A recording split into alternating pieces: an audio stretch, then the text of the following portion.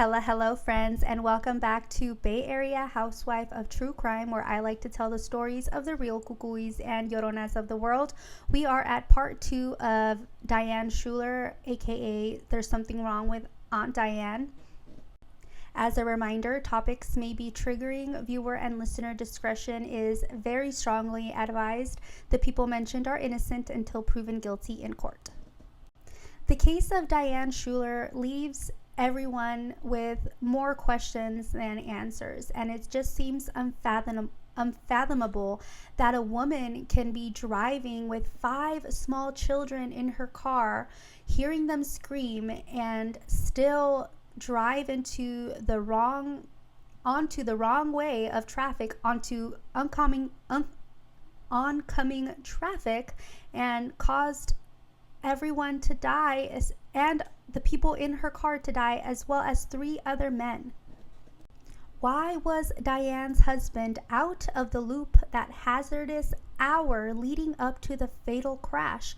More importantly, why didn't Diane's husband himself not touch base with Diane on his own, with the knowledge that she was driving a minivan with 5 small children?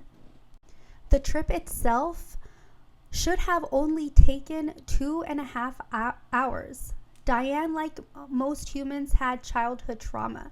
When she was 9, her mother was rumored to have run off with a married neighbor, abandoning her and her 3 brothers. At the time, Diane was working as an accounts and billing executive at Cablevision and was reportedly making over $100,000 a year.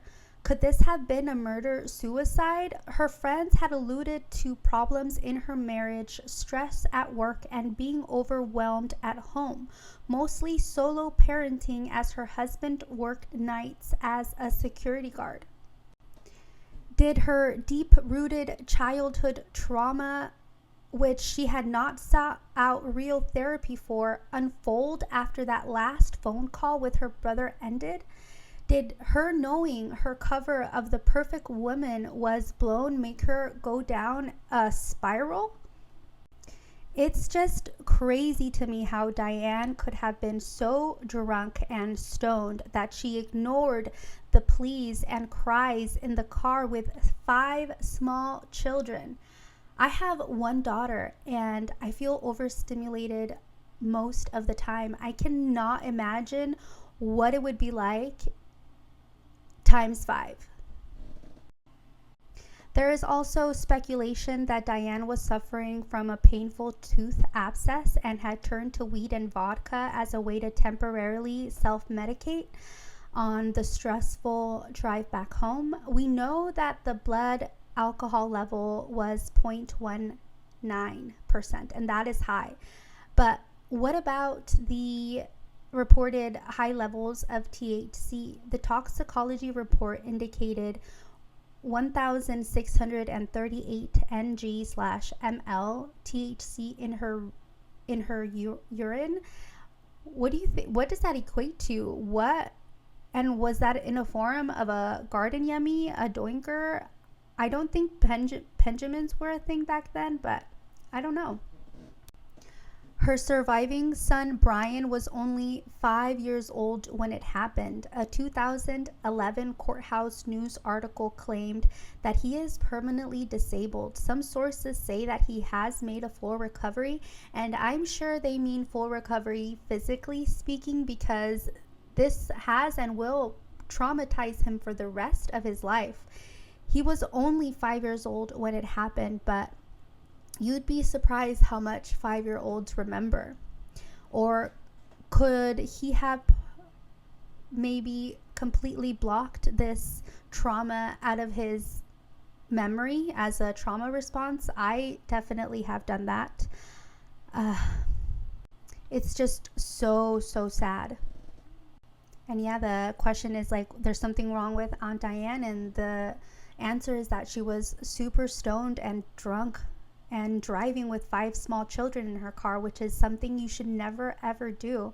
And it's just crazy to me. Like I said, one of the best documentaries I've ever watched, And it's really sad to see everybody, her family especially, how in denial they were about her substance abuse. We reached the end of today's episode over at Bay Area Housewife of True Crime. Thank you so much for coming down the rabbit hole where I currently live. Stay tuned for the next episode on the next case. Make sure to follow me on socials. My Instagram is at bayarea.housewife. The podcast's Instagram is at Bay Area HW of True Crime. You could also find full episodes of these recordings on Spotify and Apple Podcasts at Bay Area Housewife of True Crime. If you like my content, do me a solid and rate my show wherever you listen. As always, I accept and respect your opinions. I welcome all comments, questions, case suggestions, etc. Call me, beat me at yayareahousewife@gmail.com. And yes, that's yay area with a Y, like E40 said. I'll see you chismosas y chismosos in the next. Adios.